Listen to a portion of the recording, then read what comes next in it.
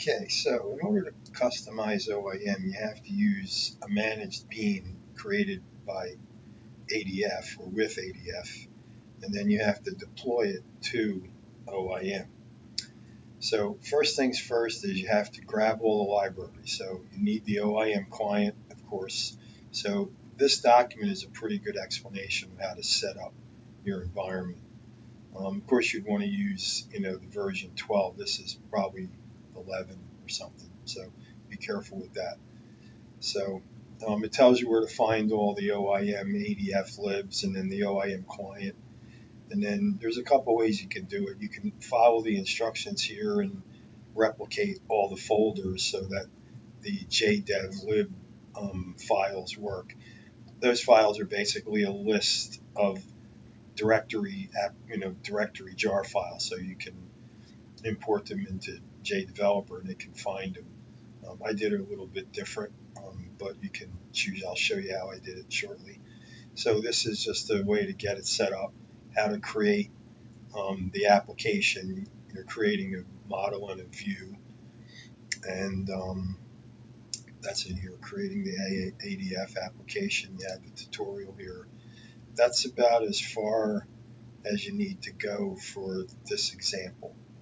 But this shows you how to get it initially set up. Of course, you want to install JDeveloper.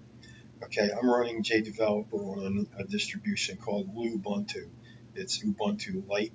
It's pretty fast, and JDeveloper actually works pretty good on it, surprisingly. So I just downloaded the bin file and fired it up.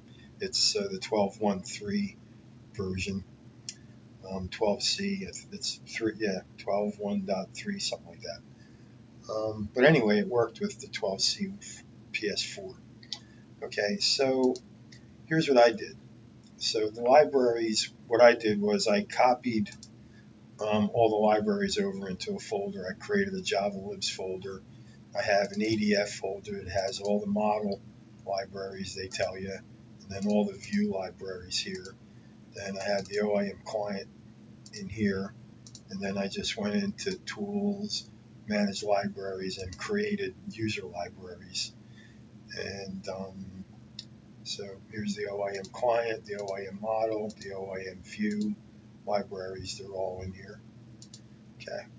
So once you do that and you created the project, then you can create a class. I have some helpers here. I'll put this up on Bitbucket so everybody can get it. It's a good starting point for a managed bean for OIM. Okay, so once you create your code here, this is the very simplistic version. You can find some more complicated ones, and I think I even have some. I'll see if I can find them and get the source up there. But this is basically something you want to do, like if you want to disable a button or enable a button, you can return true or false, those kinds of settings.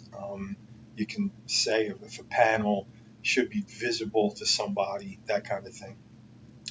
All right, so what we did was we set this up.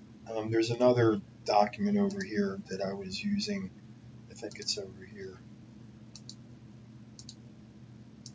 This one here tells you how to deploy it. And I'll show you when I get up here. So, Oracle Stack. This later on, it shows you how to build the WAR file and deploy it. So essentially, what you're doing is, so I copied this over. I built the jar file here, creating a deployment. So you can do that here. That document I just showed you how to set up this deployment. So you end up with an ADF jar file, and what you have is one that looks something like this. So let's go to the downloads where I have it. I can't find it. Well, anyway, let's look over here on this VM. So I copied the file down from the Ubuntu machine, uploaded it to the OIM machine. So now in the downloads directory here, I have that ADF. That's the managed bean that I just created using JDeveloper. So I copied it over here, and the reason being is you have to deploy this into OIM.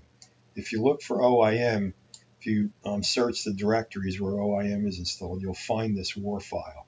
Your jar file has to be wrapped into this war file.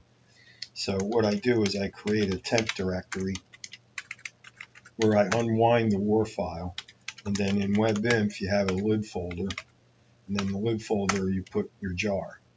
Then you basically use the jar command to recreate this. So the way I do it is like that. So I pack it up. I just repack the whole thing, the war file again, repackage it, and then I copy it over to replace the one that's there in OIM, and that's where it goes. Then, of course, you have to restart OIM every time you do this. So I've already taken care of that. So once you do that and rebuild the war and repackage it, and then you restart OIM, now you can go in, create a sandbox, and actually use it. Okay, so let's do that. All right, so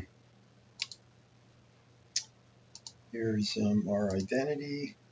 We have our sandbox. Let's activate the sandbox. Okay, so doing something very simple here with a button. So let's customize here. Structure. Let's do the refresh button just to test it. You don't actually have to change anything to test the code. So let's edit this guy. Now over here we have a disabled option. We can use an expression builder.